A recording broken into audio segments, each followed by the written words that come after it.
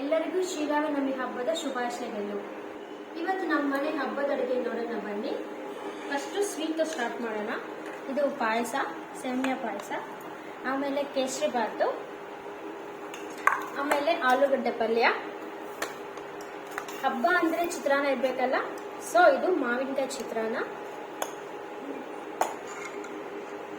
Tomato ಬೇಳೆ ಸಾರು, ಆಮೇಲೆ ಇದು ಆಂಧ್ರ ಕಡೆ ಮಾಡೋ ಹೆಸರುಪಪ್ಪು ಪುನುಗುಲು, ಇದು ಟೊಮೊಟೊ ಉಪ್ಪಿನಕಾಯಿ ನಾನೇ ಮಾಡಿದ್ದು, ಮನೇಲಿ ಮಾಡಿದ್ದು.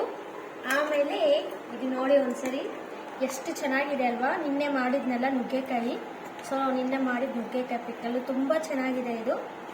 ಸೊ ತುಂಬ ಚೆನ್ನಾಗಿದೆ ಅಲ್ವಾ, ನೋಡ್ರಿ ಎಷ್ಟು ಚೆನ್ನಾಗಿದೆ. ಆಮೇಲೆ ಇದೆಲ್ಲ ತಿನ್ಬೇಕಂತ ರೈಸ್ ಇರಬೇಕಲ್ಲ, so white rice. Thank you for watching. Like and subscribe.